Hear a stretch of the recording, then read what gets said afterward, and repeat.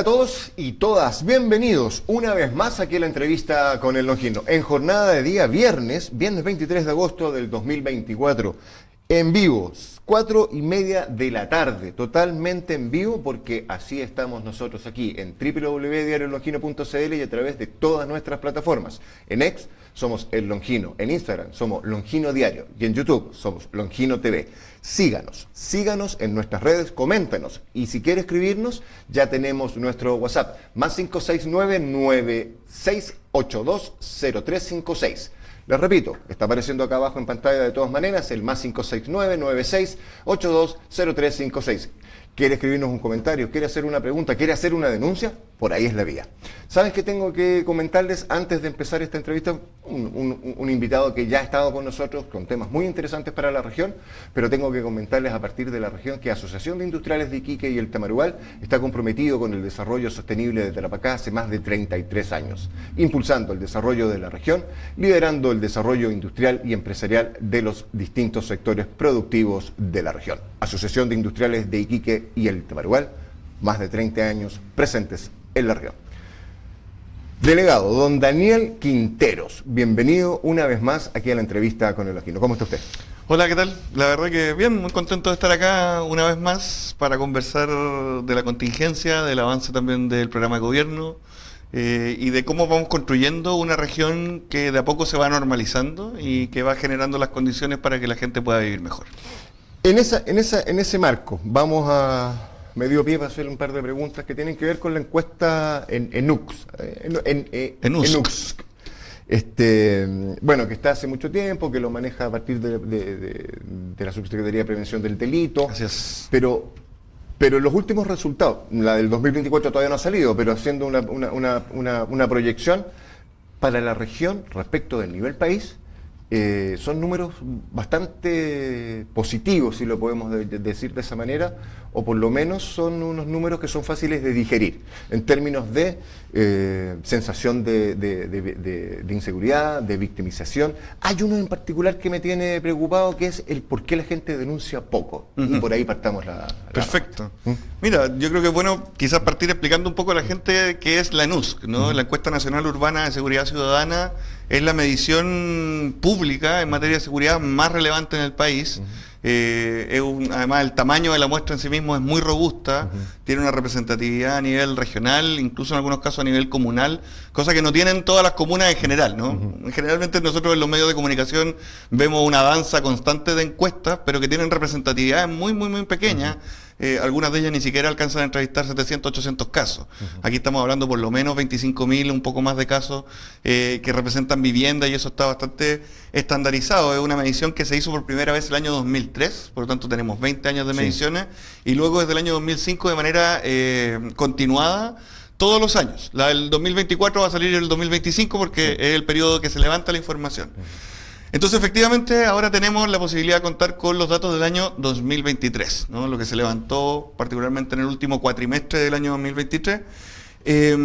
Y efectivamente tenemos buenas noticias. Ahora, nosotros esto lo hemos señalado en muchas ocasiones. Como gobierno, el presidente Gabriel Boric nos ha pedido tener un acercamiento con la realidad, con los territorios. Por lo tanto, uno cuando conversa con los vecinos, con los dirigentes, uno sabe, ¿no?, que la situación en materia de seguridad es compleja. Vemos delitos que no teníamos antes, vemos delitos que son particularmente violentos, con uso de armas de fuego, con ciertas estructuras criminales que, por cierto, alimentan eso, y eso genera un nivel mayor de preocupación en la gente, y ese no es un debate de cifras, es un debate respecto de las experiencias cotidianas de las personas, y es ahí donde nosotros tenemos que poner... Los delitos emergentes. Bueno, también hay un concepto hay que parte me quedó de dando vuelta. los delitos emergentes, pero... pese a ello, o en paralelo, digamos, ¿no?, a tener esa sensibilidad más directa, más cercana, con la percepción, con la experiencia cotidiana de las personas, es bueno ponerle número a los debates, ¿no? Cuando uno elabora políticas públicas es interesante, por ejemplo, en economía, sería impensado tener debate en materia económica sin conocer los datos del IMASEC, sin conocer los datos de la inflación, y por lo tanto siempre es positivo tener más y buena información en materia de seguridad. Ahora, esta es una encuesta que, como decía, decía, es una de las encuestas más robustas que realiza el Instituto Nacional de Estadística, en conjunto con la Subsecretaría de Prevención del Delito. Y efectivamente nosotros a nivel nacional hay un descenso en la victimización, pero particularmente en la región de Tarapacá hay un descenso de un 33,9% de hogares que en el año 2022 dijeron que habían sido víctimas de algún delito, ya sea la persona que responde o alguno de los miembros de su familia, pero que en la medición del año 2023 esa cifra bajó de 33,9 a 28,8%. Es decir, es una baja de casi 5 puntos, que por cierto, de alguna manera muestra una tendencia, ¿no?, de que las estrategias que estamos implementando están teniendo resultados. Por cierto que necesitamos todavía profundizar más esa estrategia y en eso estamos particularmente abocados en este minuto, digamos, ¿no? Entonces, yo diría que por un lado está los delitos materiales, digamos, ¿no?, la comisión material de delitos que ocurre, y eso en la región de Tarapacá ha habido un descenso, que además es una estadística que se produce o que se genera a partir del propio reporte de las personas. O sea, sí, no, este no es un dato que inventan ni los gobiernos de turno, ni la autoridad, digamos, que se refiere a ellos, sino que es el relato que estadísticamente se recoge desde las mismas personas. Ahora, en eso es importante porque siempre aparece esta idea de que Tarapacá, y de hecho por ahí algunos titulares de prensa bien básicos, digamos, ¿no?, en el análisis, dicen Tarapacá tiene la mayor tasa de victimización en el país. Bueno, eso es verdad en la medición del 2023, en la del 2022, en la del 2021 y en toda la serie histórica hacia atrás. Si tú revisas la NUSC desde el año 2003 hasta la fecha, Tarapacá siempre históricamente estuvo por sobre los niveles de victimización nacional. ¿Por qué? Porque dentro de la categoría de los delitos de mayor connotación social se consideran los robos de vehículos y los robos de accesorios de vehículos. Por lo tanto, hay que entender también que el mercado, el parque vehicular que nosotros tenemos en la región de Tarapacá es absolutamente distinto, es absolutamente diferente y más cuantioso de lo que existe en otros lugares del país. Por lo tanto, un análisis detallado de estas cifras debiera quizás poner en pausa, digamos, ¿no? Sin que eso, evidentemente, es un tema de preocupación y de hecho en materia de robo de vehículos y sobre todo robo de violentos de vehículos hemos tenido un descenso de incluso un 50% de un año a otro. Por lo tanto, estamos atendiendo ese problema. Pero para poder compararnos realmente con el resto del país, esos delitos debieran quedar en un segundo plano. Entonces, concentrémonos en los delitos violentos, ¿no?, en los robos con violencia, los robos con intimidación, los portonazos, que son esos delitos que producen más preocupación en las personas, y en eso vemos un descenso importante. Entonces, cuando uno saca, ¿no?, cuando uno hace el zoom al detalle, o al menos consulta a quienes efectivamente manejan estos datos, aparecen estas otras realidades, digamos, ¿no? Y esa es una realidad que también comulga con la experiencia que las propias personas dicen sentir respecto de sus entornos. Hay una estadística que se utiliza mucho, uno de los indicadores de la encuesta, que es el porcentaje de personas que cree que la delincuencia aumentó en... Y eso tiene 3 niveles: en el país, en la comuna o en su barrio. Sí. Y fíjate que desde el año 2022 al 2023, las personas que pensaban en el año 2022, el 95,1% de las familias en Tarapacá consideraba que la delincuencia en el país había aumentado. El 95,1%. Pero es muchísimo. ¿No? Es altísimo. La muestra es a nivel nacional, particularmente creo que son 100 y algo de comunas, ¿no? Lo tengo acá. 102 comunas. Se lo puedo dar el dato exacto, porque efectivamente tenemos, tiene una, bueno, el levantamiento fue de julio a diciembre, son 49.800 viviendas, que de hecho nuestro gobierno aumentó la cantidad, el tamaño muestral, digamos, ¿no?, que es la cantidad de viviendas, la cantidad de encuestas que se realizan, digamos, ¿no? Mientras más encuestas, más robustas tienden a ser las mediciones, y efectivamente logramos, ¿no?, a partir de esa serie poder hacer zooms a las regiones y a las comunas. De hecho, por primera vez se generaron fichas respecto de cada una de las comunas, y eso también permite, o va a permitir a futuro, tener una medición más precisa a nivel local respecto de lo que está ocurriendo. Ahora, lo que te comentaba recién, este porcentaje del 95,1% de las personas que el año pasado, que es la encuesta del 2022, la que se tomó el año anterior, etcétera, bajó este año de 95,1% a 86,1%. O sea, estamos hablando de una baja de 9 puntos porcentuales. Ahora, ese indicador generalmente está muy contaminado, porque la verdad es que tú o yo, la claridad que podemos tener respecto de lo que ocurre en el resto del país es bien lejana y en general está mediada, ¿no? Está mediada particularmente por los medios de comunicación, por las redes sociales y por otros comentarios que uno pueda recibir de familiares, de amigos, etc. Hay una pregunta, hay un factor aquí que es interesante de analizar. Cuando las personas quieren enterarse de algo en la media nacional, dicen que lo hacen a través de la televisión. Sí. O en los diarios formales, Sí. como nosotros, en papel. Diario Lonquino, 22 años recorriendo Tarapacá. Pero cuando lo ven, el análisis a nivel regional son las redes sociales, la que es la manera de enterarse de qué está pasando. Sí. Esa observación de red social, donde no todas son medios oficiales o son, vamos a decirlo con total rigor, y me hago responsable, Sí. medios serios y responsables al momento de emitir una noticia. ¿Qué tan importante es al momento de la percepción? O sea, que yo me entere por un medio oficial una noticia, algo importante, de lo que lo podemos catalogar de qué tendencia sea el diario Sí. o el medio, Sí.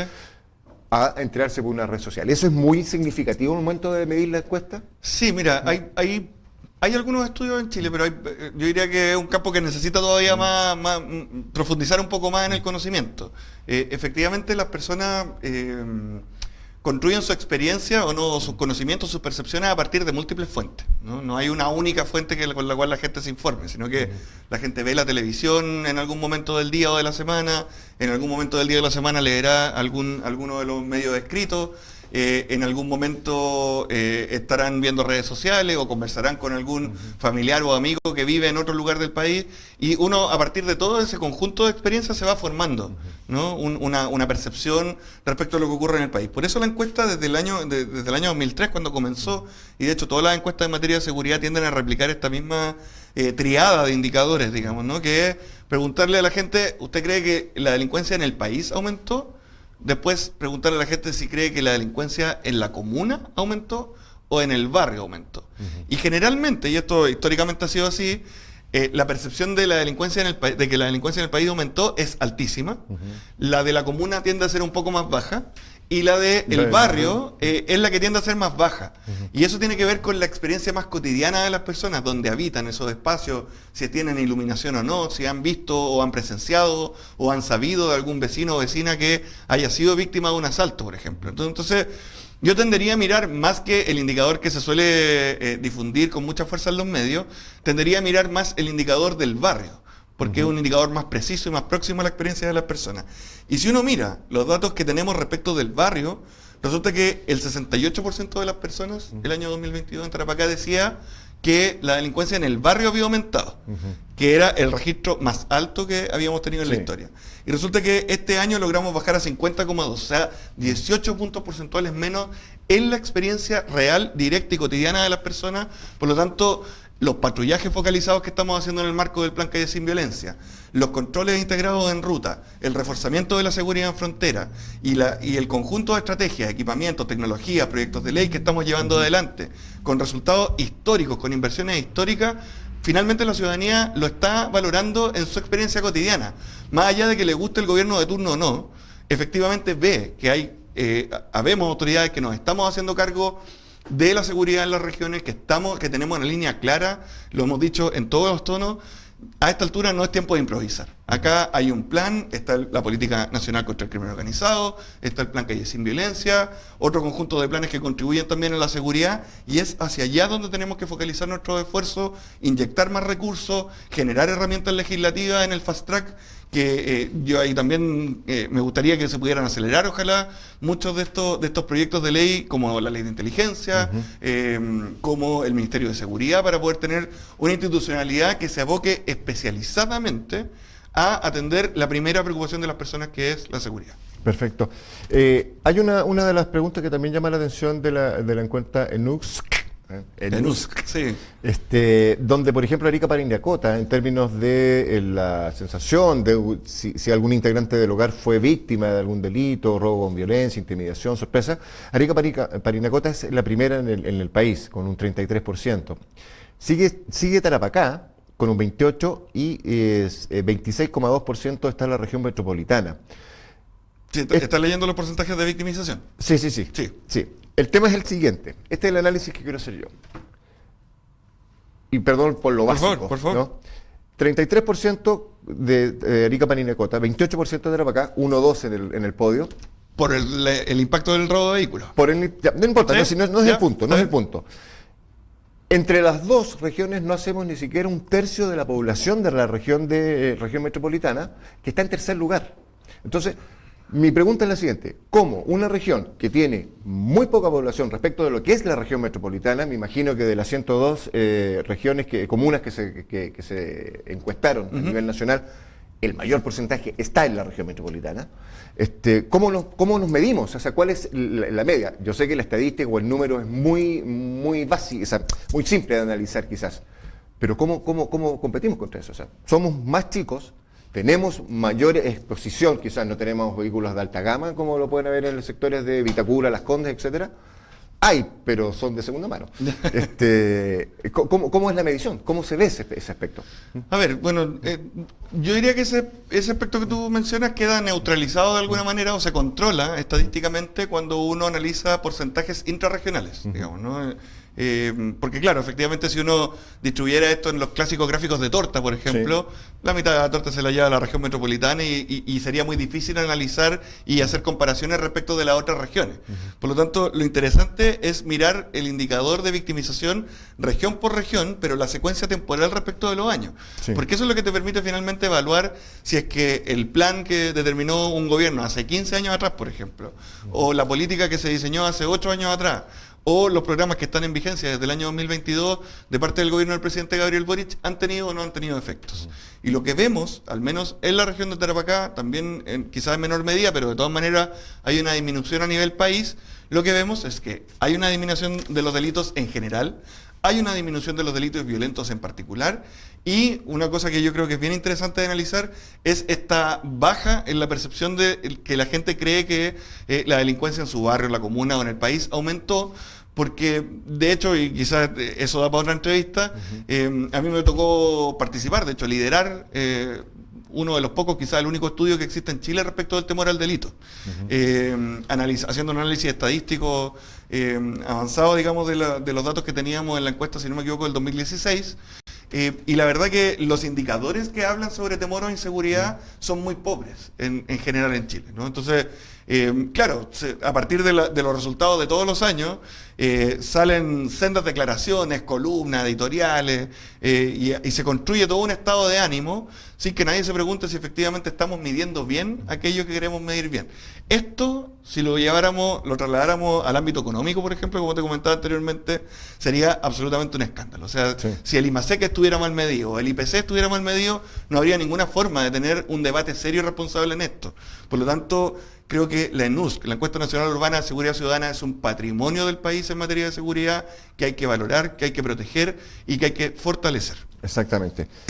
Y lo que hay que fortalecer, porque ha estado con nosotros hace más de 40 años, es Zona Franca de Iquique. Es la plataforma de negocios más importante del cono sur de América. Zona Franca de Iquique, siempre contigo. Vamos a ir a una pausa pequeña y volvemos.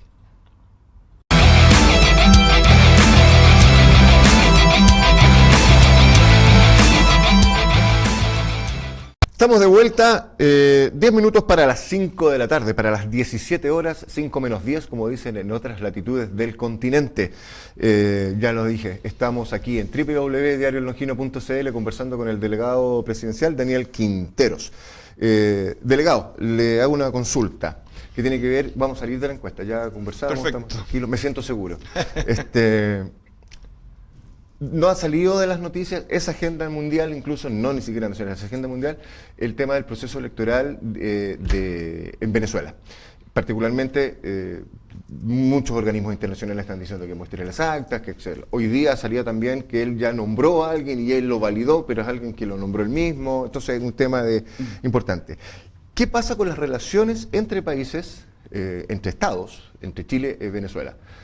Dice el gobierno, el presidente Boric dijo, nosotros no sé si textual, pero dijo, no se van a romper relaciones porque todavía estamos evaluando, pero desde una mirada más primitiva y no tan diplomática, que nos echen a todos nuestros representantes de eso y nos pidan por favor que nos vayamos, tratándonos casi de endemoniados, ¿eso no es romper relaciones diplomáticas? A ver, mira, Yo diría varias cosas.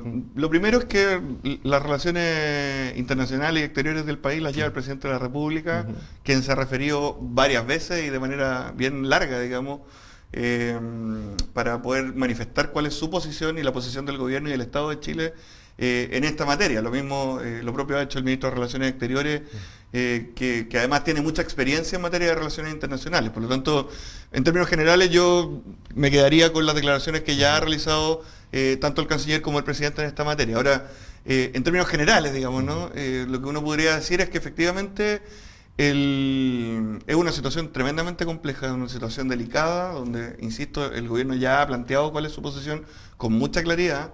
Efectivamente es una situación que nos preocupa, no solamente por el contexto regional e internacional, sino también por el impacto directo que pueda tener en nuestro país, particularmente en nuestra región. Sí. Y ahí es bien importante mantener, y esto en las relaciones internacionales, cuando uno las mira en una perspectiva más amplia históricamente, es importante mantener la calma y la templanza en momentos de crisis, ¿no? Y no tomar decisiones en caliente, apresuradas, o porque hay una presión específica respecto de un punto. Yo planteo solamente el escenario contrafactual, digamos, respecto de lo que han planteado algunos personeros, particularmente de la oposición, de romper relaciones directamente. Bueno, si uno rompe relaciones hoy día, ¿qué va a pasar el día de mañana si es que el escenario en Venezuela cambia?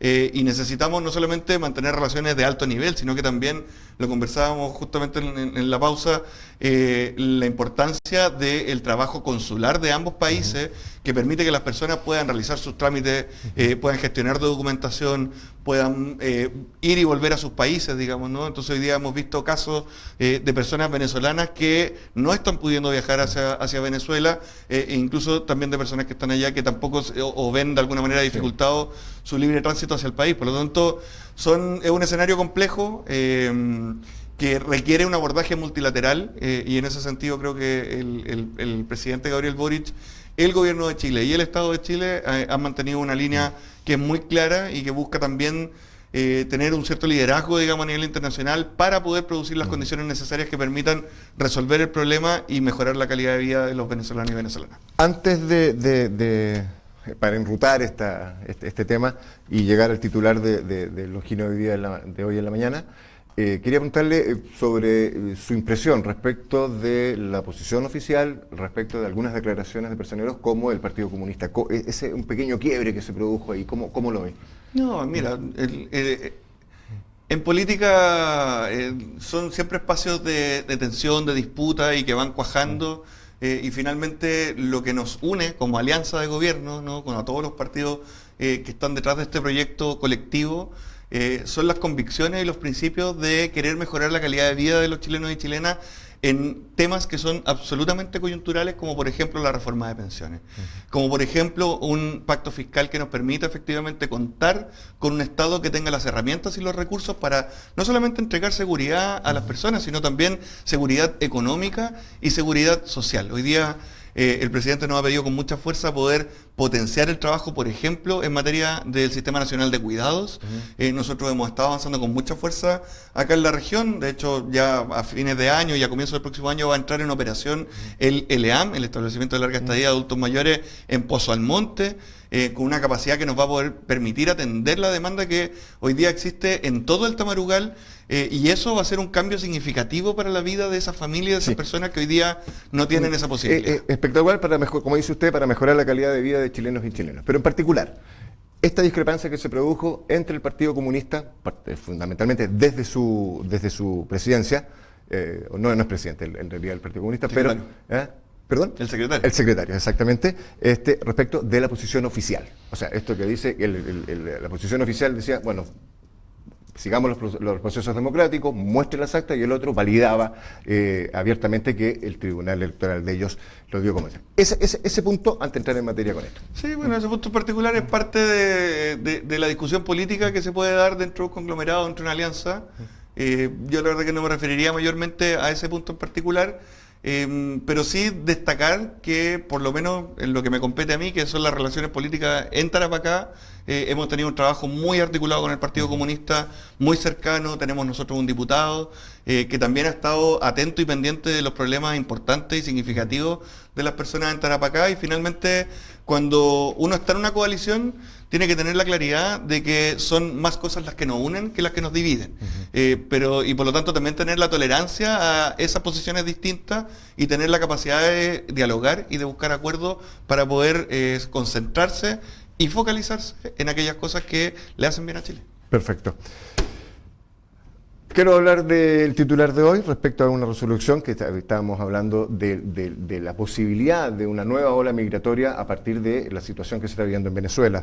¿Qué pasa, delegado, con que Bolivia aparentemente no aceptaría devolverlos, en términos muy primitivos del concepto, incluso a sus connacionales? O sea, un migrante ilegal o irregular, un tema más bien conceptual, que ingresa a Chile no se va a poder regresar al país. Tenemos frontera con Perú, Bolivia y Argentina. Sí. ¿En todas las fronteras vamos a tener el mismo inconveniente? ¿O es puntualmente Colchane? Es puntualmente con Bolivia, el problema que tenemos hoy día, digamos, ¿no? Reconducción. La reconducción, sí. Mira, yo trataría de hacer un poco de cronología en esto, porque la verdad es que nunca se han podido hacer reconducciones hacia Bolivia. Desde que entró en vigencia la ley de migraciones nunca fue posible.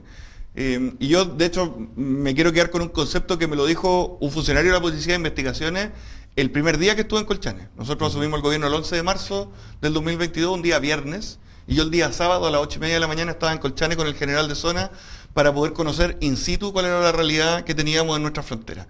Y en esas conversaciones, en esa visita en terreno, que es lo que el presidente nos ha pedido, estar en los lugares donde están los problemas, para poder buscar soluciones, un funcionario de la Policía de Investigaciones me dijo, mire, si en realidad esto de la reconducción es la reconducción fallida, porque el primer día que entró en vigencia la ley de migraciones, quisimos hacer una reconducción, llevamos a la persona con la ficha hasta el Estado boliviano y el Estado boliviano nos dijo no, porque no hay un acuerdo, no hay una coordinación entre los países, y por lo tanto quienes promovieron con mucha fuerza y quienes le dijeron al país que la reconducción iba a ser la solución a todos los problemas, derechamente le mintieron. Y en cuanto a página 4 de nuestro diario de hoy, dice la impracticable resolución del gobierno que habilita la expulsión de los extranjeros hacia Bolivia. Las disposiciones aquí, como se están poniendo, es efectivamente lo que está diciendo usted, o sea que no se podría hacer retornar a estos migrantes ilegales, pasen por donde pasen, sea Perú, Bolivia, en particular, como lo decía usted, o Argentina. Esas, insisto, están así la idea, o sea, no vamos a tener reconducción, van a poder venir, no, se esperan, según los cálculos, algunos 400.000 personas moviéndose por toda América, tratando de emigrar desde Venezuela. O sea, la figura es compleja. Mira, dos cosas. Yo primero sería muy cuidadoso en las estimaciones que se hacen, porque la verdad que he escuchado varias veces este dato de entre 200 y 400.000 sin ninguna fuente oficial, sin ningún dato que respalde esa cifra. Pero aunque así fuera, y de hecho nosotros nos hemos estado preparando para ese escenario, estuvo el subsecretario acá, estamos implementando la segunda línea de control, estamos avanzando, de hecho esta semana dejé firmado el contrato que permite contar con camionetas de respuesta y de reacción rápida para el ejército en frontera, estamos llevando adelante el proceso de la construcción de la sexta comisaría de Colchane, estamos realizando una serie de inversiones para que el país tenga capacidades que antes no tenía. Entonces, a mí me gustaría, permíteme, sí, por favor. A mí me gustaría que cuando tenemos titulares como este, yo le pediría a la oposición, particularmente a la derecha, que no le mienta al país. Porque la derecha le dijo, durante los años 2020 y 2021, le dijo al país que la reconducción que iba a estar en la nueva ley de migraciones iba a ser la solución a todos los problemas. Y resulta que no se pudo hacer ni una sola reconducción por Colchane, porque nunca, jamás hicieron una coordinación internacional, bilateral con Bolivia, para que esto fuera una realidad. ¿Qué hemos hecho nosotros? Yo le comentaba, el día 12 de marzo estuve en frontera. Estuve yendo bastante, digamos, ese primer trimestre que nos tocó asumir el gobierno, y una de las cosas que la misma Policía de Investigaciones nos pedía era, oiga, por favor, no nos hagan hacer una carga de trabajo adicional que no tiene ningún efecto, porque hoy día la ley lo que nos pide es que si encontramos una persona, la llevemos a la reconducción. Eso implica hacer un acta, hay todo un trámite administrativo que hay que realizar, tomar materialmente a la persona, llevarla hasta la frontera del otro lado para que te digan que no. Cuando eso pasa 1, 2, 10, 100 veces, la verdad que es como que nos están tomando el pelo, digamos, ¿no? Y la misma Policía de Investigaciones nos pidió que por favor generáramos una resolución que permitiera eximir de ese trámite a la Policía de Investigaciones, particularmente en Colchane, porque no estaba ocurriendo en la práctica, ¿no? Y por lo tanto, lo que firma en el 2022 el Director Nacional de Migraciones es la posibilidad de hacer más eficiente el trabajo de la Policía de Investigaciones sin que tengan que hacer este Tony, digamos, de llevarlo una y otra vez a intentar una cosa que no va a funcionar, y en ese porque sentido, es la reconducción fallida, sí, e iniciar inmediatamente el procedimiento administrativo de expulsión. Y aquí voy a citar aquí la misma página 3 del diario Lonquino. Lo que dice el diputado Trisotti respecto, voy a parafrasear, de que Bolivia es un mero espectador en este sentido. O sea, porque primero, lo que hemos conversado más de alguna oportunidad, no solamente con usted, sino con otras autoridades, Sí. o sea, Venezuela pasan por seis fronteras antes de llegar a Chile. Exactamente. Entonces, no es solo Bolivia la que está siendo espectador, sino otros países también, ¿no? A ver, acá lo dijo el subsecretario en su última visita.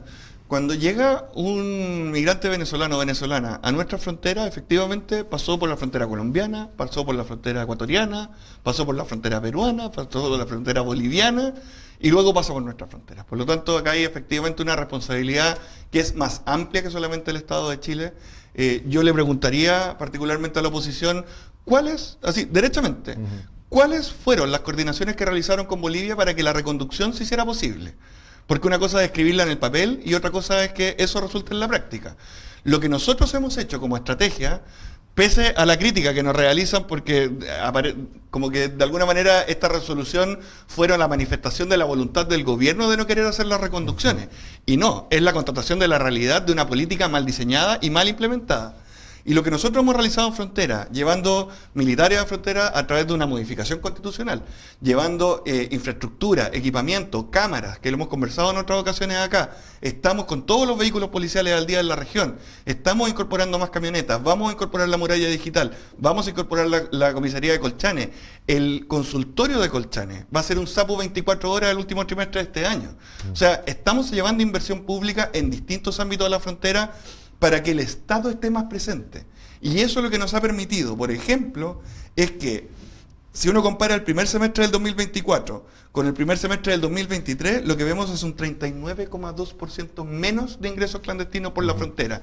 Y eso que el 2023 ya habíamos tenido un descenso de un 30% respecto de lo que vimos del 2022.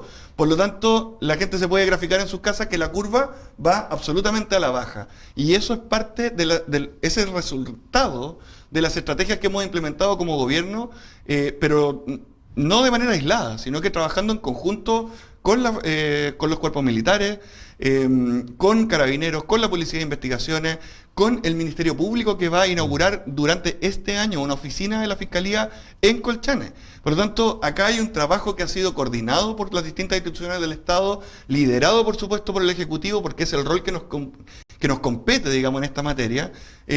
Constitucionalmente somos los encargados del orden público en el país, y por lo tanto lo que estamos haciendo es hacernos cargo de un problema que fue heredado, con resultados que están a la vista y con el compromiso para el país de que lo que estamos haciendo lo vamos a profundizar y vamos a generar mejores capacidades para entregarle más seguridad a los chilenos y chilenas. Perfecto, muchas gracias, delegado. Lo cambio de tema, algo mucho más agradable, sin duda. ¿Qué aforo tenemos para mañana? Juegan los dos celestes del campeonato, el que se dice capo de provincia versus el real capo de provincia, los dragones celestes. Hay un aforo interesante para el partido de mañana, ¿no? Sí, bueno, hacemos un 2-1 porque tenemos el partido de mañana con O'Higgins y tenemos el partido del día martes contra Deportes Copiapó. Copiapó, sí. Y de hecho hoy día estuvimos en la reunión de Estadio Seguro donde coordinamos todos los detalles, digamos, ¿no?, en materia de seguridad para que los espectáculos se puedan realizar sin mayores problemas, y hemos autorizado un aforo para ambos encuentros de 11.000 espectadores. Ambos incluyen también un cierto porcentaje para público visita, que sabemos que no viene mucho, particularmente de Deportes Copiapó, es difícil, además no hay vuelo interregional, etcétera.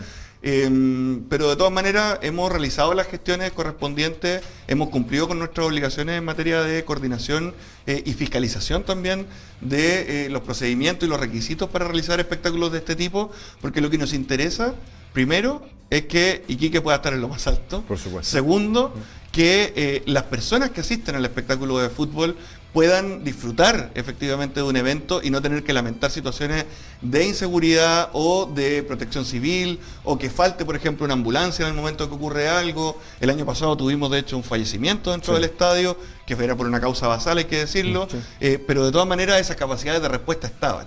Y esas capacidades de respuesta están no porque aparecen de la nada, sino porque hay un trabajo serio, responsable, coordinado entre Carabineros de Chile, la delegación presidencial, la empresa también privada que provee los guardias de seguridad y por supuesto el Club Deporte de Iquique, que yo lo he destacado siempre. Hemos tenido una disposición de parte del club para poder mejorar, atender, cubrir las brechas y generar las mejores condiciones para tener un espectáculo de alta calidad en un estadio además que es maravilloso como el Tierra de Exactamente.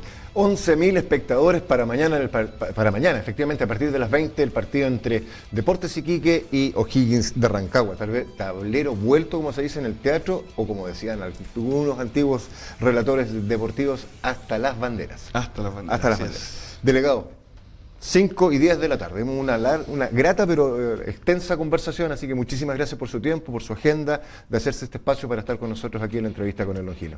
Gracias a ustedes por la invitación y felicitarlos por el rol que realizan en la región en distintas plataformas, digamos, ¿no? Que yo creo que es un ejemplo también y debiera ser una motivación para otros medios también poder sumar plataformas y generar información de calidad que combata algo que hoy día nos hace muy mal en la política y en la sociedad, que es la desinformación y las fake news. Es el espíritu que tenemos nosotros desde que partió este proyecto de Longino TV, con más corazón, con mucho profesionalismo fundamentalmente, y siendo pluralistas, veraces y sobre todo independientes. Delegado, le insisto, muchas gracias, y este dato le va a gustar. Cuando pueda, hágalo. Cuando vaya a recorrer Tamarugal, vaya hasta el oasis de Pica. Ahí, como dice, en la flor del desierto, Balmaceda 6, Hotel O'Higgins. Ahí lo espera. Excelentes habitaciones confortables, espacios comunes. Una gastronomía impresionante. En Pica, Hotel O'Higgins, Balmaceda 6, lo espera. La entrevista con el Longino llega hasta aquí. Hoy jornada de viernes, 5 y 10 de la tarde, www.diariolongino.cl, totalmente en vivo. Por estar ahí, por estar con nosotros, muchas gracias. Chao, chao.